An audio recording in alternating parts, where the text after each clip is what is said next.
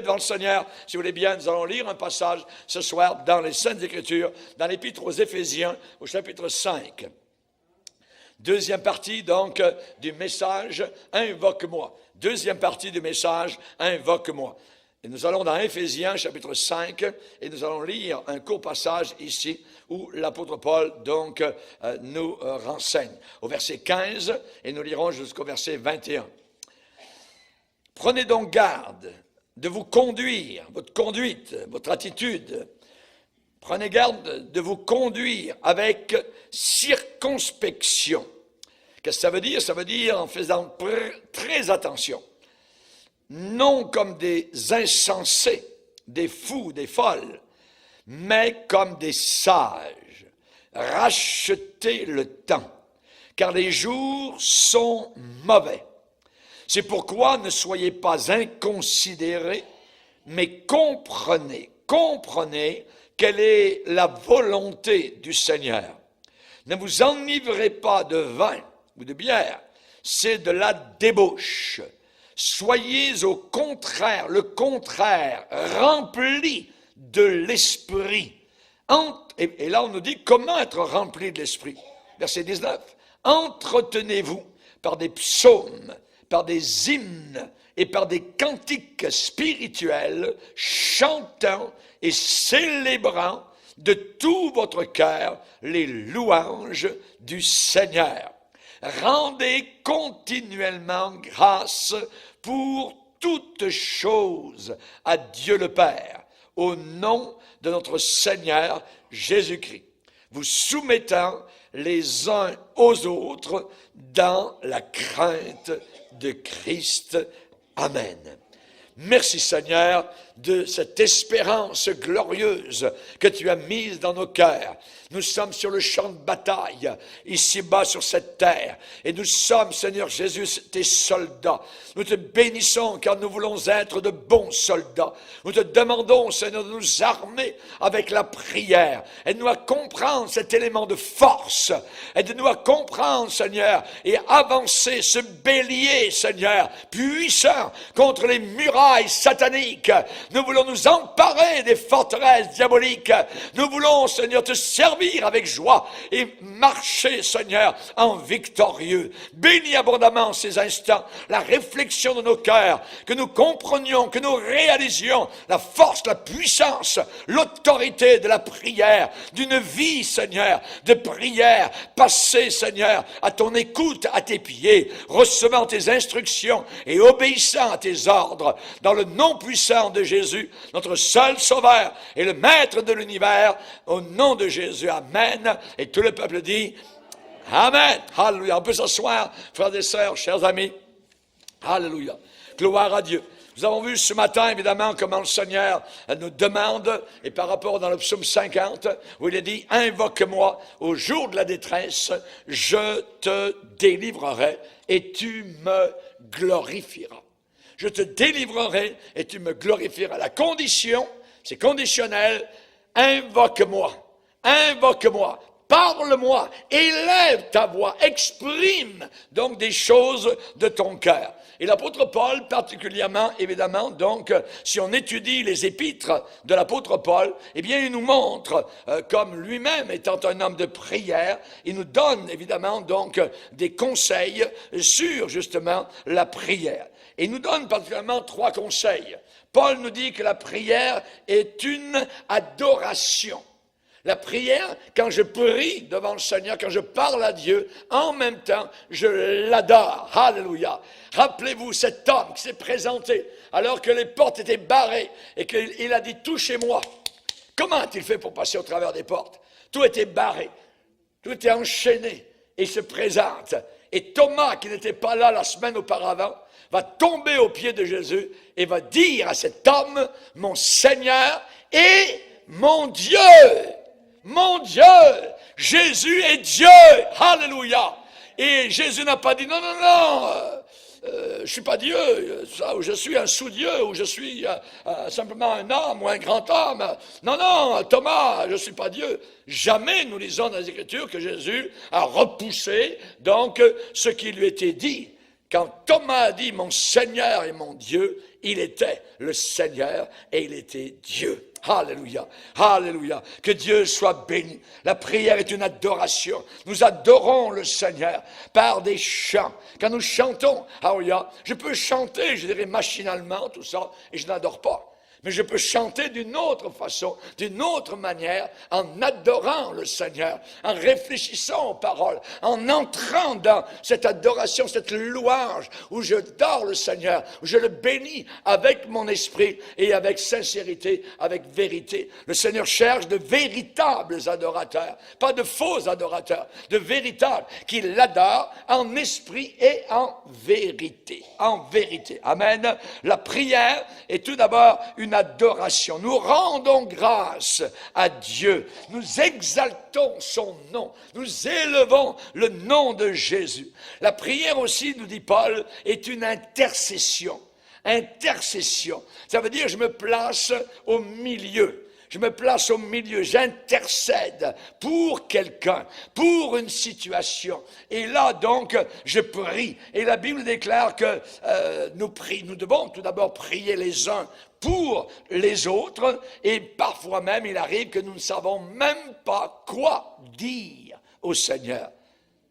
Il y a des moments où on ne sait pas quoi dire au Seigneur, comme dans le cas parfois de quelqu'un qui souffre dans un stade avancé de cancer. Alors, on prie, c'est vrai, et dans la foi, mais on ne sait pas parfois de quelle façon prendre, évidemment, ou quel mot dire dans la prière. Mais le Saint-Esprit qui est là, lui, il va prendre nos désirs que nous n'arrivons pas à articuler, nos désirs inarticulés, le Saint-Esprit les présente au Père comme une intercession. Et parfois, cette prière ne peut parfois être que simplement un soupir. Mais c'est une prière. Jusque à quand, Seigneur? David souvent a posé la question au Seigneur. Et Dieu va nous aider dans nos prières. Lisez avec moi dans Romains chapitre 8. Romains chapitre 8. Au verset 26, l'apôtre Paul enseigne en disant, de même aussi, l'Esprit, c'est-à-dire le Saint-Esprit, nous aide. Ah, on a de l'aide, on est aidé. Le Saint-Esprit nous aide dans notre faiblesse, car nous ne savons pas ce qu'il nous convient de demander dans nos prières. Ça arrive. Mais, voilà l'aide. L'aide arrive, le Saint-Esprit est là, mais l'Esprit lui-même, ça veut dire l'Esprit en personne, intercède par des soupirs inexprimables. Inexprimables. Nous avons vu parfois être touchés par le Seigneur, sans savoir ni pourquoi ni comment, et soudain avoir un fardeau sur le cœur, se mettre à pleurer comme un bébé, sans savoir. Mais le Seigneur, là, par l'Esprit, vient de poser ou de déposer sur nos cœurs un fardeau. Et nous soupirons.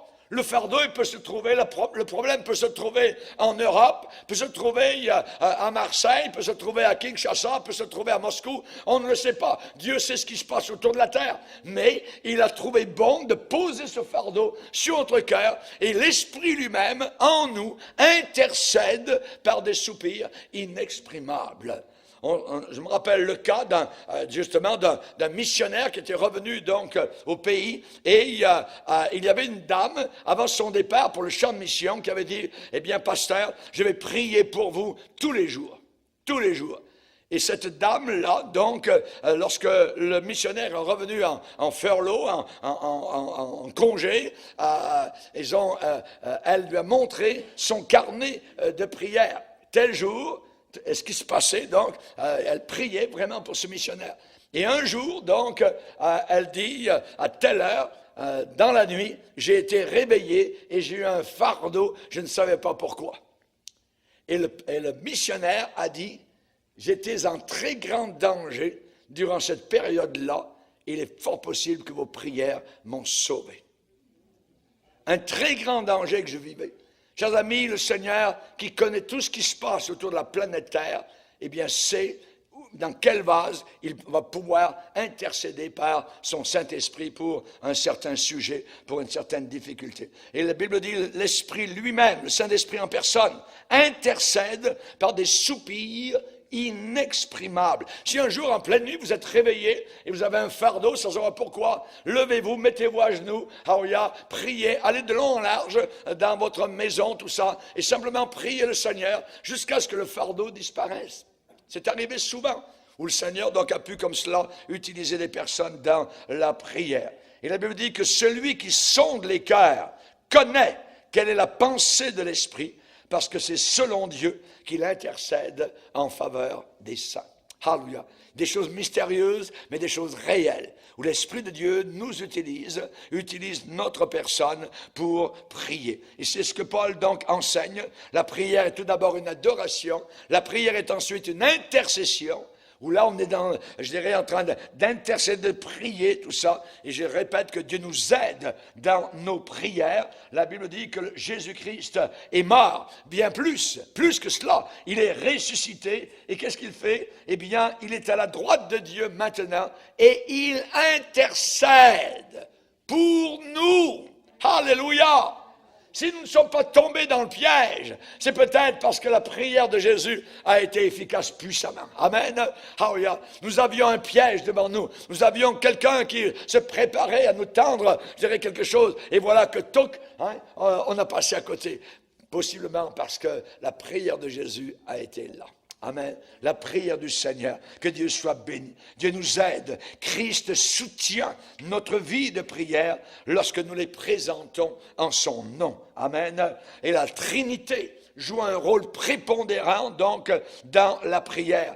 Souvent c'est le Saint-Esprit qui fait naître en nous la prière, qui suscite la prière dans notre cœur. Le Fils, lui, deuxième personne de la Trinité, soutient notre prière. Et troisièmement, le Père reçoit nos prières et les exauce. Alléluia, alléluia, que Dieu soit béni. Et je dirais encore, non seulement la prière est une adoration, la prière est une intercession, mais la prière est parfois un combat. Un combat, une lutte véritable. L'apôtre Paul, dans Romains 15, au verset 30, a dit, « Combattez avec moi en adressant à Dieu des prières en ma faveur. » Et ce mot combattre, c'est agonizo en grec, qui a fait le mot agoniser en français. Combattre, parfois, c'est dur, c'est la bataille, c'est le combat. Nous sommes devant le Seigneur. Rappelez-vous, quand vous êtes découragé, Jésus dans le jardin de Gethsémane, en train de combattre, en train de lutter pour chacun de nous, au point même où les vaisseaux sanguins ont éclaté et des grumeaux de sang sont tombés à terre. Imaginez.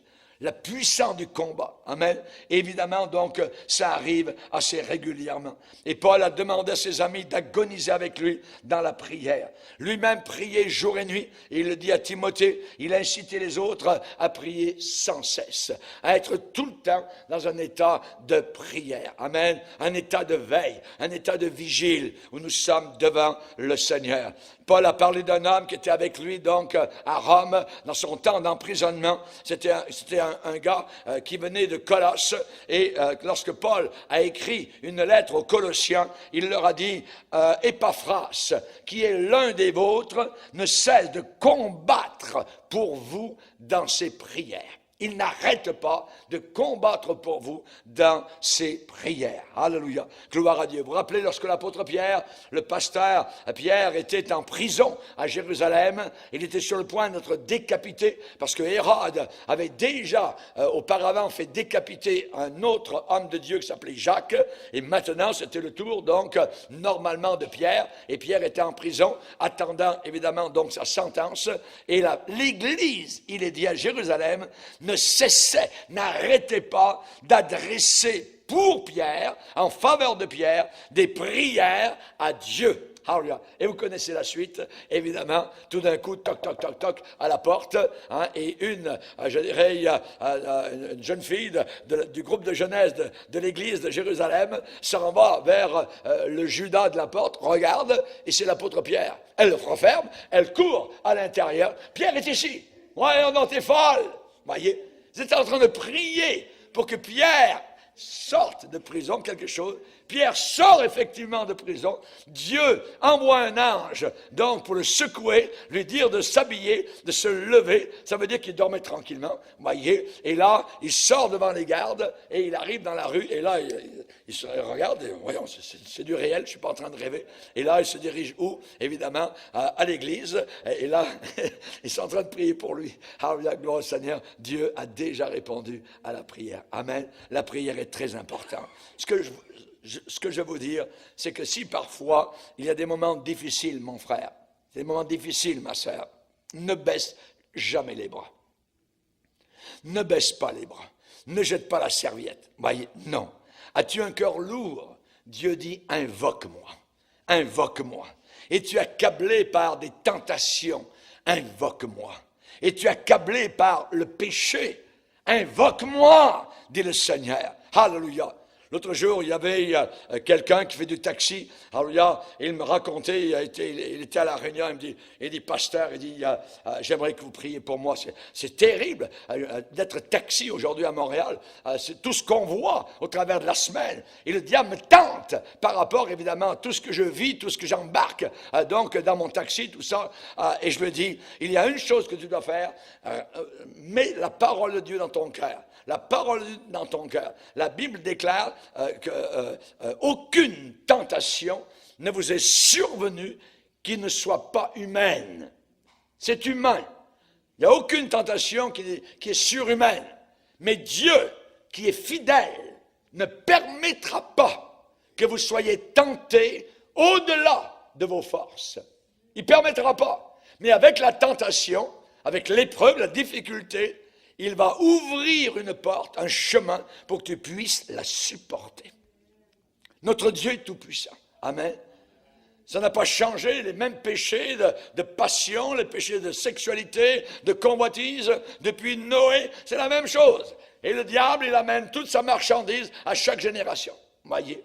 Et nous avons besoin de savoir que si Joseph, en Égypte, était capable de repousser les avances de sa patronne, eh bien, vous pouvez être capable aussi de repousser les tentations de ce monde, avec la puissance de Dieu. Par nous-mêmes, nous sommes incapables, mais avec Dieu, tout est possible. Amen. Aucune tentation. Et j'ai dit à ce jeune homme, je lui ai dit, apprends la parole de Dieu, mets-la dans ton cœur. Il faut que tu apprennes par cœur la parole du Seigneur. Dans ton taxi, colle-la quelque part, écris les versets, qu'ils soient bien visibles, Alléluia. Et au travers, pendant que tu conduis, Alléluia, tu ne t'occupes pas de ce qui se passe derrière, occupe-toi donc du Seigneur. C'est important, Alléluia. Comment le jeune homme rendra-t-il pur son sentier? Je serre ta parole. Je serre ta parole dans mon cœur. Ça veut dire quoi? Je la prends par cœur. Je serre ta parole dans mon cœur, afin de ne pas pécher contre toi. Afin de ne pas pécher contre toi. Amen. Satan arrive, et n'oubliez pas que Satan est toujours un accusateur. Il accuse tout le temps. Il accuse, voyez. Et évidemment, il nous accuse jour et nuit, devant le Père. Il a du front, voyez. Il n'aime pas que nous ayons accepté Jésus, que nous servions le Seigneur. Il est enragé. Noir, voyez, et Satan vient vers nous et dit, pourquoi prier? Pourquoi prier? Voyez, évidemment, comment peux-tu triompher? Tu penses que la prière va te donner de la victoire? Voyez, et Satan a toutes sortes d'arguments. Il va dire, ça ne sert à rien de dire, comme le fils prodigue, il connaît toute la Bible, je me lèverai, j'irai vers mon Père. Oh, oh, oh, oh. Tu veux aller vers le Père? Il se moque, voyez. Il se moque. Avez-vous remarqué le combat qu'il y a avant que vous entriez dans votre temps de prière? Vous avez une facilité inimaginable pour ouvrir le journal du jour, voyez, le journal de Montréal, ou quoi que ce soit, ou le Devoir, ainsi de suite. Mais ouvrir la Bible peut être plus difficile qu'on ne le pense. Parce que c'est le livre de Dieu. Et le diable va essayer de nous amuser. Voyez, il va essayer de nous détourner pour que nous n'ayons pas le temps. Et une journée va passer et au début de journée, vous avez dit, je vais passer un temps de prière avec le Seigneur. Et le soir, quand vous mettez votre tête sur l'oreiller, vous n'avez passé aucun moment devant le Seigneur. Et chers amis, on a besoin d'y penser. Et le diable vient toujours en disant, tu peux vivre ta vie chrétienne, tu n'as pas besoin de prier. Tu n'as pas besoin de prier, ça ne sert à rien de dire je me lèverai, j'irai vers mon Père. Regarde comme c'est bon. Regarde l'écuelle des porcs, c'est merveilleux, voyez. Mange-en encore, tu seras heureux, voyez. Et il va te dire que tu seras heureux jusqu'à ce qu'il t'emmène aux portes de l'enfer. Le diable va dire, tu n'es même pas digne d'être compté au nombre de ses serviteurs. Il va accuser, il va vous ramener tout le passé. Il va jouer dans la boue, il va jouer dans la mare, voyez. Il va faire flotter vos anciens péchés. Chers amis, le diable va dire, comme c'est un accusateur et un menteur, tu n'es même pas digne d'être compté au nombre des serviteurs du Seigneur. Mais que dit Dieu? Que dit la parole de Dieu flamboyante? Ne pensez plus aux événements passés. Ne pensez plus aux événements passés. Ne considérez plus ce qui est ancien. C'est moi qui efface tes péchés. Et il le dit 2 fois, c'est moi qui efface tous tes péchés. Alléluia. Le diable, lui, va revenir à la charge. Il va dire, mais comment pourrais-tu voir le visage du roi? Tu penses que tu peux t'approcher de ce Dieu? Mais voyons, tu t'es comporté en traître envers lui. Rappelle-toi, il va vous accuser. Voyez. Mais ma Bible me dit, je combats par Jésus-Christ. Nous avons les uns et les autres accès auprès du Père dans un même esprit. Alléluia. Nous avons accès auprès du Père. Alléluia. L'Éternel est mon berger. Il restaure mon âme. Il restaure mon âme. C'est lui qui restaure. C'est lui qui guérit. C'est lui qui pardonne. C'est lui qui fait miséricorde. Mon frère, ma sœur, ne te laisse pas mettre sous le pouce de Satan, sous la condamnation du diable. Jésus n'a-t-il pas dit, venez à moi, vous tous fatigués et chargés? Et un chrétien, parfois, peut être chargé, il peut être fatigué. Alors que faire? Venez à moi, invoque-moi, lève ta tête lourde vers moi, et je te répondrai. Alléluia. Et Satan va encore attaquer, il lâche pas. Il va dire, mais comment oserais-tu t'approcher de Dieu, ce Dieu que tu as toi-même sali? Oh, tu penses offrir un sacrifice de louange au Seigneur? Mais le sacrifice que tu penses lui apporter sera encore plus sale, plus misérable. Ah, Satan, arrière de moi! Car la Bible dit que Dieu a jeté au fond de la mer tous mes péchés. Michée chapitre 7. Alléluia! Gloire à Dieu! Au fond de la mer et partout autour de la mer, le Seigneur, il a des écriteaux et il marque pêche interdite. Alléluia! Alléluia! Amen! C'est au fond de la mer, de l'oubli. N'allez pas repêcher cela. Le diable va vous fournir l'équipement. Il va vous fournir la musette, il va vous fournir la ligne, la canne à pêche pour ramener vos péchés et les faire remonter à la surface. N'embarque pas dans cette chose-là. Vous savez ce que Luther, ce grand homme de Dieu, a déclaré? Si l'Allemagne a eu Hitler, eh bien l'Allemagne a eu aussi Luther. Alléluia. Gloire à Dieu. L'opposé, que Dieu soit béni. Et Luther a déclaré un jour, même si Dieu avait une épée dans la main en face de moi, je courrais vers lui. Alléluia. Je courrais vers lui, même s'il avait une épée en face de moi. Autant l'Orient est éloigné de l'Occident, autant il éloigne de nous nos péchés. Alléluia. Merci Seigneur. Psaume 103. Amen.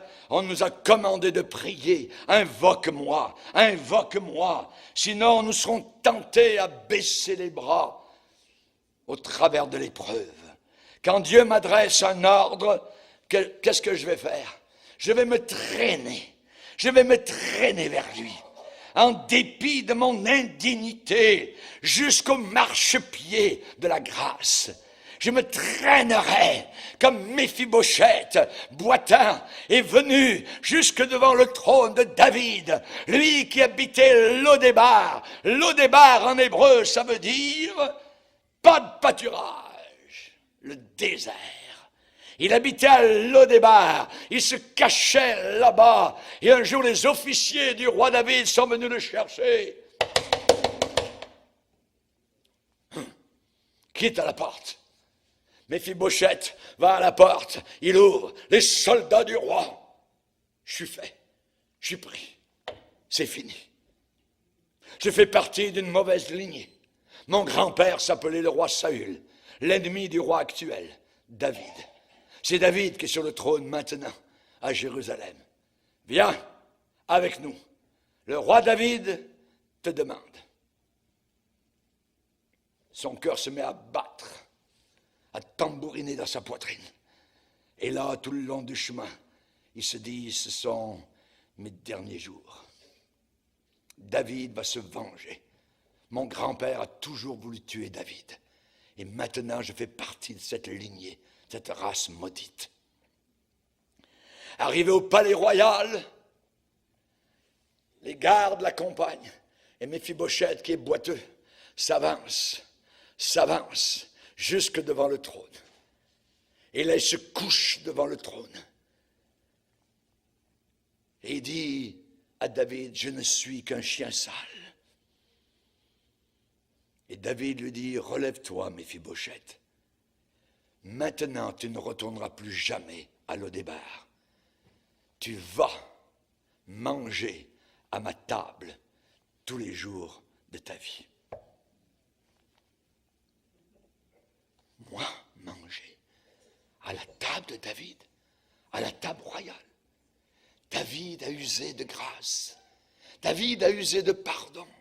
David représente Jésus-Christ, qui nous fait miséricorde. C'est nous qui habitions Lodébar. C'est nous qui habitions le désert. C'est nous qui nous cachions. C'est nous qui vivions, en louvoyant. Mais soudain, le Saint-Esprit a envoyé ses messagers qui nous ont amenés devant le roi de gloire. Et là, ce roi de gloire nous a tendu le sceptre de miséricorde. Il nous a demandé de nous relever. Et il nous a dit, tu mangeras maintenant tous les jours à ma table. Alléluia. Le croiriez-vous? La grâce de Dieu. La grâce de Dieu, le pardon total du Seigneur. Nous n'avons rien fait, rien mérité. Alléluia. Nous étions des chiens sales, comme Méphibosheth. Il était boiteux.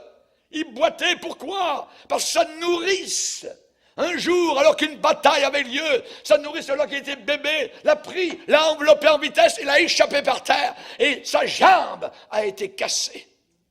Et depuis, en grandissant, il était boiteux. Et nous avons été boiteux depuis longtemps, parce que quelqu'un nous a échappé, parce que nous faisons partie de la race d'Adam, la race du péché. Mais maintenant, alléluia, nous mangeons à la table du roi. Maintenant, il y a un sang royal qui coule dans notre veine. Maintenant, nous sommes un sacerdoce royal. Alléluia! Nous appartenons au roi de gloire, au roi de tous les rois, au Seigneur de tous les seigneurs. Il apparaîtra dans la gloire. Le monde entier pleurera, se lamentera, tremblera, voudra rentrer dans les andes de la terre. Mais nous serons sauvés. Nous serons les élus de Dieu, le peuple victorieux. Pourquoi suivre un vaincu? Pourquoi suivre Satan? Pourquoi écouter le diable? Il ne veut pas que nous prions. Il ne veut pas que nous ayons un temps avec le Seigneur. Il ne veut pas que nous approfondissions dans les voies de Dieu. Pourquoi suivre un perdant, un loser? Nous voulons suivre un vainqueur, un winner. Alléluia. Amen. Que Dieu soit glorifié. Alléluia. Dieu m'a dit, prie sans cesse, même si les mots me manquent, même si je n'ai plus de vocabulaire, même si mon cœur est inconstant, même si Satan me calomnie, même si le couteau djihadiste est un jour sous ma gorge, il y aura toujours un mot qui sortira de mes lèvres jusqu'à mon dernier souffle, Jésus! Alléluia! Alléluia! Que Dieu soit glorifié. J'ai une libre entrée dans la présence du Père à cause du sang qui a coulé à la croix du Calvaire. Alléluia, merci Seigneur. Je veux cependant et malgré tout murmurer les désirs de mon âme affamée, comme une biche soupire après les courants d'eau. Mon âme a soif de toi, Seigneur. Mon âme a soif de toi. Nous devons crier, oh Dieu, enseigne-moi à prier. Enseigne-moi. J'ai besoin d'être enseigné. Alléluia. Lorsque Habakkuk, cet homme de Dieu, était à son poste comme à l'habitude, il a entendu des choses terribles que Dieu allait faire. Il a déclaré, et je cite les paroles mêmes du prophète Habakkuk, il a dit, j'ai entendu. 3 points de suspension. Et mes entrailles, mon être intérieur a été ému. À cette voix, mes lèvres frémissent. Mes lèvres tremblent à la voix que j'ai entendue. Mes os se consument et mes genoux s'entrechoquent, chancellent en silence. Sans rien dire, sans un mot, je dois attendre le jour de la détresse. Le jour où l'oppresseur marchera contre le peuple. Et voilà ce que Dieu lui a dit. Le figuier ne fleurira pas. La vigne ne produira rien. Le fruit de l'olivier manquera. Les champs ne donneront pas de nourriture. Les brebis disparaîtront du pâturage et il n'y aura plus de bœufs dans les étables. Les épiceries sont vides. Les voitures ne rouleront plus. Le jour du jugement s'en vient. Et quelle est la réaction? Il tremble, ses lèvres frémissent, ses genoux s'entrechoquent. Et il va dire, il va s'élever avec l'énergie du désespoir. Toutefois, malgré cela, en dépit de ce que j'ai entendu, je veux me réjouir dans l'Éternel. Je veux me réjouir dans l'Éternel, dans le Dieu de mon salut. Alléluia. Es-tu sauvé? Alléluia. Le Dieu de mon salut, c'est le plus grand bien que j'emmènerai de la terre. Mon salut. Alléluia. Gloire à Dieu. Gloire au Sauveur. Alléluia. David a dit, Seigneur, jusque à quand, Seigneur? Alléluia.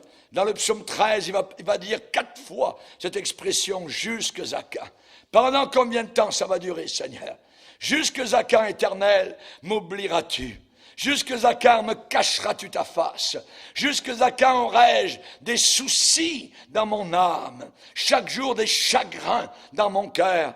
Jusque à quand mon ennemi s'élèvera-t-il contre moi? Ça commence avec des questions. Et David finit en disant, au verset 6, « Moi, j'ai confiance en ta bonté. J'ai de l'allégresse dans le cœur à cause de ton salut. Je chante à l'Éternel, car il m'a fait du bien. » Dieu ne te fera jamais aucun mal.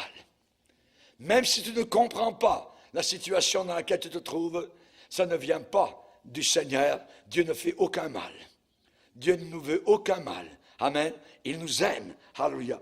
Et chers amis, nous avons besoin de penser à Jonas, qui lui, alors que les marins l'ont jeté par-dessus bord dans la mer, il va prier le Seigneur, alléluia, du fond de la mer, du fond de l'abîme, à l'intérieur des entrailles du grand poisson. Il va prier Dieu. Et il va dire, dans ma détresse, j'ai invoqué l'Éternel. Et il m'a exaucé. Alléluia. Lui qui a désobéi à l'ordre du Seigneur. Dieu lui a dit, tu vas aller à tel endroit. Il dit, non, non, non, moi je vais à l'autre endroit. Et il va prier. Dans ma détresse, j'ai invoqué l'Éternel. Il m'a exaucé. Du séjour des morts, j'ai crié et tu as entendu ma voix. Je suis descendu, mais tu m'as fait remonter vivant de la fosse éternelle, mon Dieu. Alléluia. Gloire à Dieu. Ne désespère pas, mon frère. Alléluia. L'ordre de prier, nous l'avons. C'est un ordre qui nous vient de la part du Seigneur. Pourquoi? Très souvent à cause de l'incrédulité. De l'incrédulité. Nous avons souvent une incrédulité. L'incrédulité marmonne. Elle marmonne. À quoi ça sert de chercher Dieu sur tel ou tel sujet? Ton sujet de prière est trop petit. Ton sujet de prière est trop insignifiant. Tu as trop péché dans tel domaine. Tu crois que Dieu va répondre? Ah, jamais. L'incrédulité parle comme le diable. Voyez? Et cette requête que tu présentes à Dieu, mais elle est complètement hors de ta portée. C'est bien trop difficile. C'est bien trop compliqué. Tu n'as pas le droit de parler comme cela à Dieu. L'incrédulité va vous susurrer toutes sortes d'idées à votre oreille. Voyez?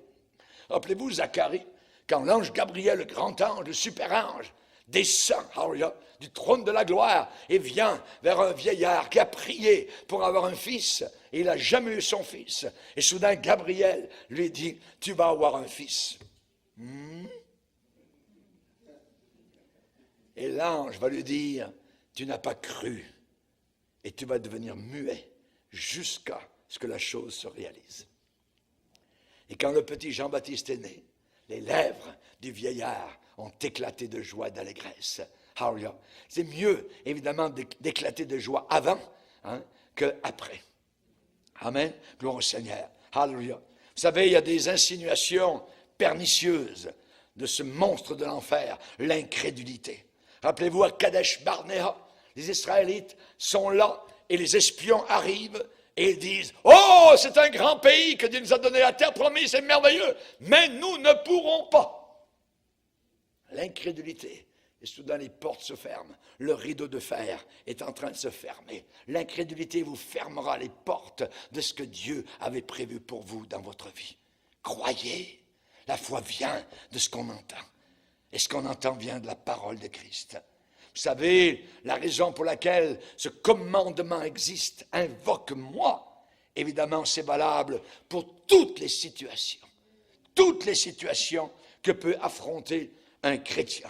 Invoque-moi, invoque-moi, encore et encore. Es-tu malade?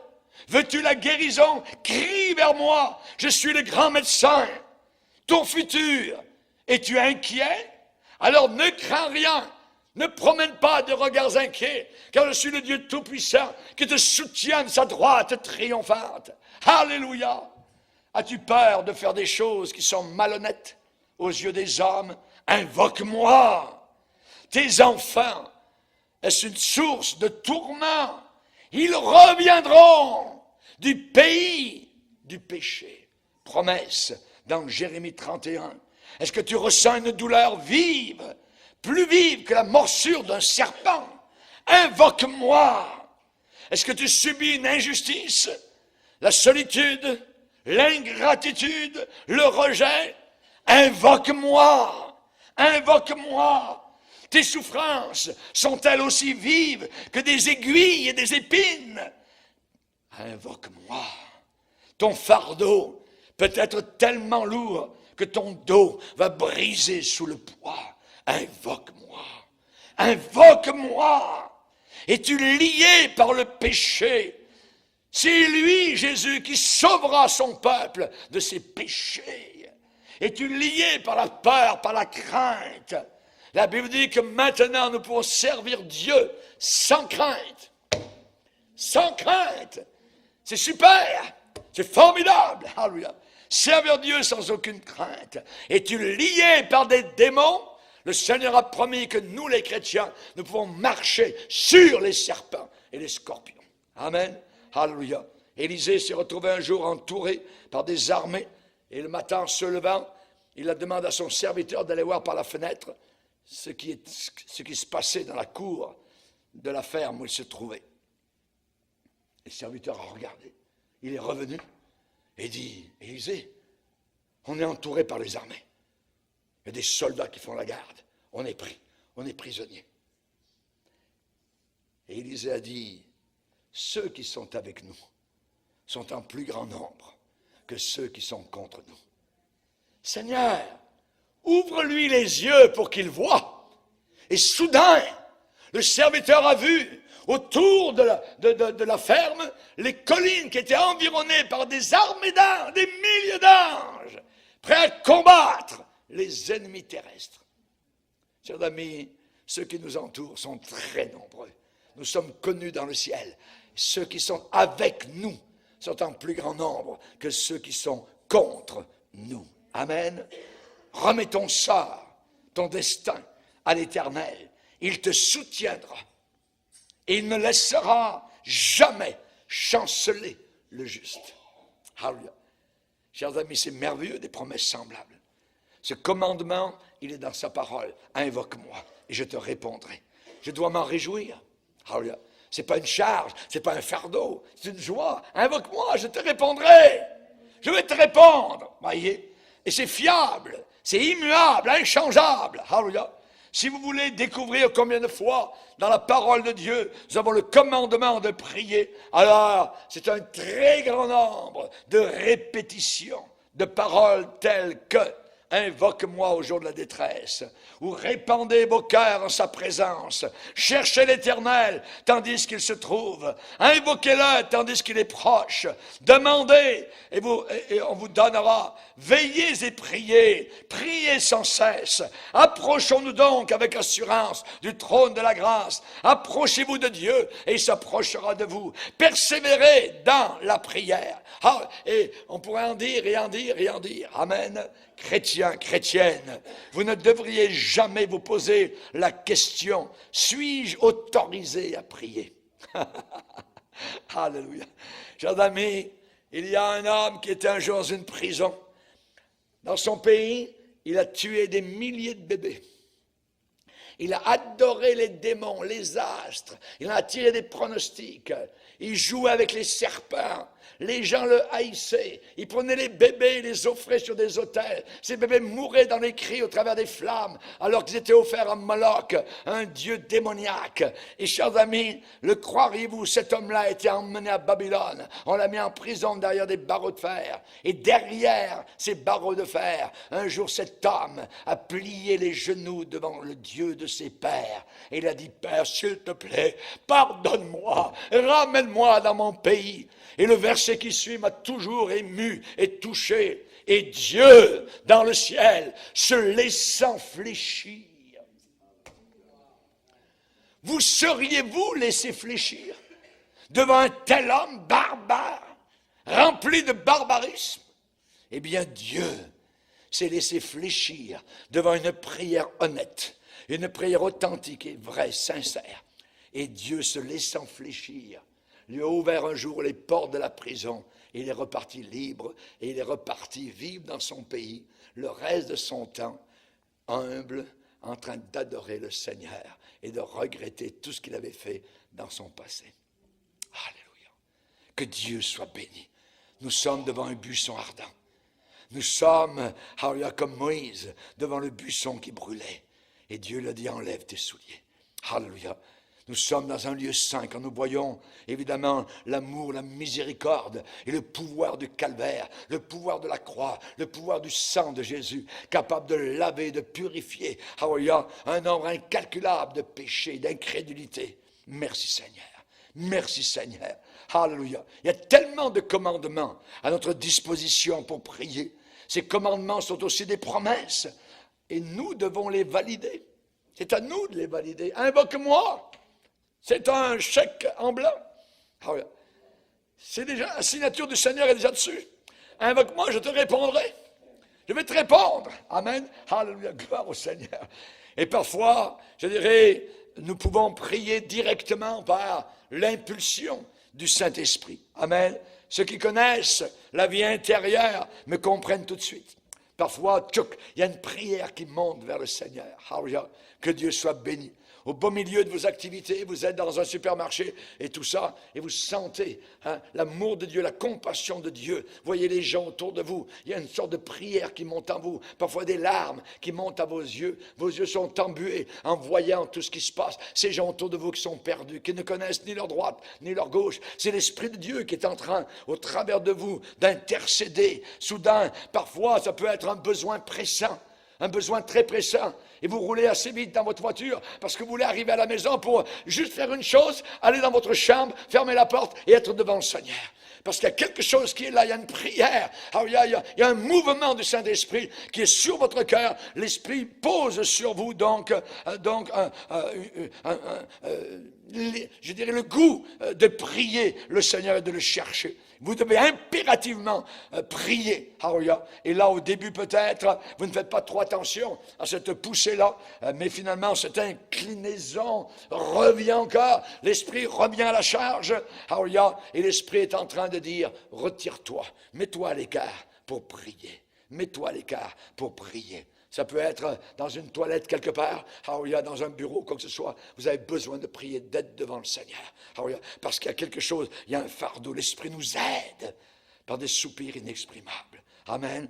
Dans le domaine de la prière, on ressemble à quoi? On ressemble à une sorte de barrage hydroélectrique. Amen.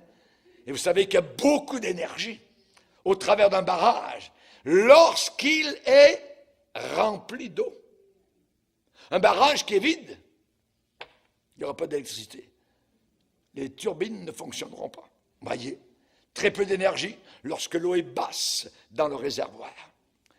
Si votre vie de prière est basse, voyez, très peu de puissance contre le péché.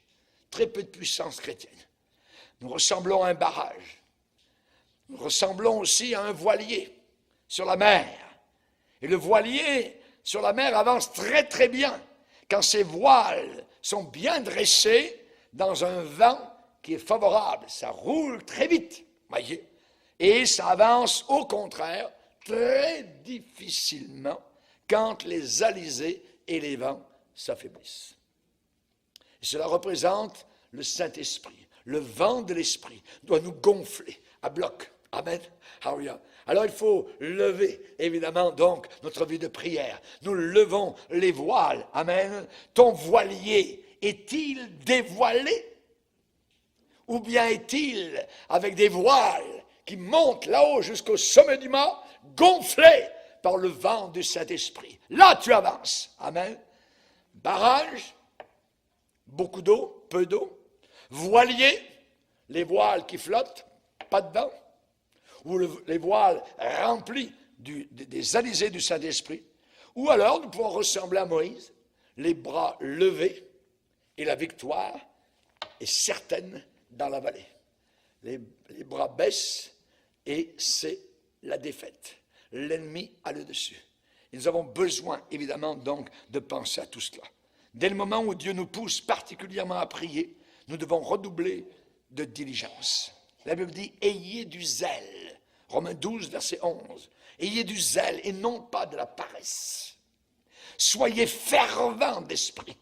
On parle de ferveur, on parle de bouillir. Amen. Blou, blou, blou, blou, blou. Voyez? Amen. De bouillir. Dieu aime les bouillants. Les tièdes. Il n'aime pas du tout cela. Soyez fervents d'esprit. Servez le Seigneur. Persévérez dans la prière. Amen. Il faut que nous ayons toujours cette idée de prier le Seigneur sans faiblir. Amen. Quand Dieu vous fait éprouver un besoin, parfois tout à fait spécial de prier, quand vous vous sentez en condition, c'est très bien. Quand vous ressentez la joie, bravo, voyez. Et vous avez par-dessus quand même tout cela, cette obligation constante d'obéir. Invoque-moi. Parfois, vous aurez des jours où il n'y a pas une joie particulière, il n'y a pas, on dirait c'est le calme plat. Il faut quand même invoquer le Seigneur. Alléluia. Il faut aller chercher donc cette eau. Il faut que notre barrage soit élevé. Amen. Alléluia. Gloire au Seigneur. David a déclaré, alléluia, j'invoque le Seigneur parce qu'il m'exauce. J'invoque le Seigneur parce qu'il m'exauce. Ça veut dire qu'il était habitué à ça. Il savait quand il invoquait le Seigneur, Dieu allait l'exaucer. Il demandait toujours au Seigneur. La vie de David a été marquée par cette expression « Et David consulta l'Éternel ». Et David consulta l'Éternel. « Seigneur, les Philistins m'attaquent. Qu'est-ce qu'il faut faire? Ok, tu vas les attaquer par derrière. Ok, parfait Seigneur. Une autre fois, Seigneur, ils sont de nouveau là, mes ennemis, les Moabites. Comment je les attaque? Là, tu vas les attaquer par cette façon-là. Et ça change à chaque fois. Dieu a des modus operandi qui varient. Nous avons besoin de savoir comment, donc le consulter, lui demander, Seigneur, ce que je veux faire, est-ce que c'est dans ta volonté, Seigneur? Cette personne que je fréquente, est-ce que c'est la bonne? Si ce n'est pas la bonne, ferme la porte, Seigneur. Il faut le demander au Seigneur. Amen. Sinon, ça va être un fracas, ça va être un désastre total. on a besoin, évidemment, toujours de demander le conseil du Seigneur. Un jour, le Seigneur a dit, et David, pour gagner la bataille, quand tu entendras un bruit de pas, bon, tu vas entendre un bruit de pas dans la cime des mûriers. La cime, en haut, dans des arbres. Il y a des pas qui vont s'en venir d'en haut. Tu vas les entendre dans le haut des arbres, les mûriers. Et quand tu vas entendre un bruit de pas dans la cime des mûriers, tu sortiras pour combattre. Et tu auras la victoire. Donc David attendait. Il était à côté des mûriers. À un moment donné, bon, ok, Seigneur, on y va. Ah oui. Et il a eu la victoire. Il a eu la victoire. Alléluia. Gloire au Seigneur. Que Dieu soit béni. Quand la miséricorde de Dieu descend, vous entendez le bruit de pas. Amen. Alléluia. Et Élie a dit, il se fait un bruit qui annonce la pluie. Il se fait un bruit. À la Pentecôte, il se fait un bruit qui ne venait pas de la terre. Aujourd'hui, les églises évangéliques veulent faire du bruit, vous voyez. Et là, on met les boutons, vous voyez, électriques, électroniques au bout, et on pense que ça fait amener la puissance de Dieu. Jamais de la vie. Jamais de la vie. On a besoin d'un bruit d'en haut. La Bible dit dans Actes chapitre 2, il vint du ciel un bruit comme celui d'un vent impétueux. Alléluia. Ils ont levé les voiles et là le bateau de l'église est parti. Ils sont sortis, ils ont prêché, ils ont annoncé, c'était en flamme, ils n'avaient plus peur. Ils pointaient le doigt vers les dirigeants à Jérusalem. Vous avez cloué le Seigneur de gloire. Dieu l'a ressuscité des morts. Alléluia. Que faire? Repentez-vous. Alléluia. Merci Seigneur. Merci Seigneur. Alléluia. Que Dieu soit béni. Élie a prié pour la pluie. Il a dit à son serviteur, regarde du côté de la mer si la pluie s'en vient. Et à chaque fois, il revenait avec un rapport. Il n'y a rien. Il n'y a rien. Il pensait que Élie a dit, ok, on va descendre la montagne, tout ça, puis c'est pas pour aujourd'hui. Non. Élie lui a dit à chaque fois, retourne. Go back again. Go back again. Retourne. Et lui, il regarde, cherche la pluie, c'est un beau ciel bleu depuis 3 ans et 6 mois. Pourquoi aujourd'hui y aurait-il des nuages? Il ne peut pas y avoir de pluie sans nuages. La pluie ne tombe pas sous un ciel bleu. Et il revenait vers Élie. Est-ce que tu as vu quelque chose? Rien. Retourne. Et à chaque fois, tchouk. Il n'y a rien. Retourne. Il n'y a rien. Retourne. Il n'y a rien. Retourne. Il n'y a rien. Retourne. 7 fois. Dans la Bible, le chiffre 7 est le chiffre de la perfection. Ça veut dire prier jusqu'au bout. Alléluia. Ne pas lâcher, persévérer dans la prière. Alléluia. Semez généreusement vos prières. Amen. Alléluia. Des intercessions, des requêtes. La moisson ne fait aucun doute. Vous allez récolter. Nous allons récolter. Ceux qui sèment avec larmes moissonneront avec chant d'allégresse. Celui qui marche en pleurant quand il porte la semence revient avec allégresse. Élie, il y a juste un petit bout de nuage qui est gros comme la paume d'une main. Ok, descends, la pluie va s'en venir. Il est dit en peu d'instants. Le soleil s'est obscurci, les nuages sont arrivés, le vent s'est levé et une grande pluie est arrivée. Alléluia. Merci Seigneur, Dieu répond. Dieu répond. Alléluia. Gloire au Seigneur. Il y avait un homme qui devait prêcher à Québec, il y a quelques années de cela, et il avait pris le bateau depuis l'Europe. Et arrivé dans le coin de Terre-Neuve, il y avait du brouillard. Et le bateau a ralenti. Et lui, il a compris qu'il ne pourrait pas être à son rendez-vous à Québec pour prêcher l'Évangile. Le bateau n'arriverait pas aux portes de Québec à temps. Il est descendu à sa cabine. Il s'est mis à prier. Et il a dit, Seigneur, tu vas enlever le brouillard. Et là, il a prié. Et quand il est sorti de sa cabine, c'était un ciel tout bleu. Plus aucun nuage. Et le bateau est arrivé à temps à Québec et il a prêché. Merci Seigneur. Notre Dieu entend, notre Dieu voit, notre Dieu connaît. Nous ne sommes pas habitués à cette sorte de puissance de la prière. On peut la découvrir si d'autres qui nous ont précédés ont appris que la puissance de prier avait une si grande efficacité, nous pouvons aussi la découvrir. Amen. Alléluia. Jacob a combattu. Alléluia. Jacob, combat. Alléluia. Peut-être, je ne parle pas à Jacob ici, mais nous sommes tous des Jacob. Amen. Dans notre assemblée, nous avons un beau jeune homme. Amen. Il s'appelle Jacob. Amen. Alléluia. Nous l'aimons beaucoup. Gloire au Seigneur. Mais je parle à vous tous qui êtes des Jacob. Amen. Et je vous dis, combattez maintenant. Vous allez devenir un prince, une princesse triomphante. Alléluia. Gloire au Seigneur. Merci Seigneur. Travaillez d'une main joyeuse. Soyez comme un navire marchand. Amenez votre pain de loin. Levez-vous. Amen. Alors qu'il est encore nuit pour chercher la face du Seigneur. Amen. C'est bien l'été à 5 heures. Mais ensuite, quand les jours diminuent, oh, on aime le sommeil. Non, non, non.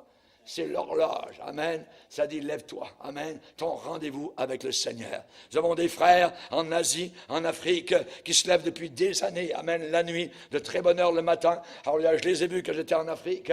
Alors, ils m'ont touché le cœur. Amen. Et là, parfois, lorsque je donnais des conférences, de bonne heure le matin, à 4h30, 5h, debout. Amen. Et on les entendait en bas, en train de marcher, de prier le Seigneur, tout ça. Alors, ils m'ont ému. Amen. Ils m'ont donné une impulsion. Le fer aiguise le fer. Amen. Nous avons besoin de prendre exemple sur ces hommes et ces femmes de prière qui savent que lorsqu'on prie de tout notre cœur, on est exaucé. Invoque-moi et je te répondrai. Alléluia. Et vous serez joyeux. Levons-nous devant le Seigneur. Adorons notre Dieu et bénissons-le de tout notre cœur. Alléluia. Gloire à Dieu. Gloire à ton nom.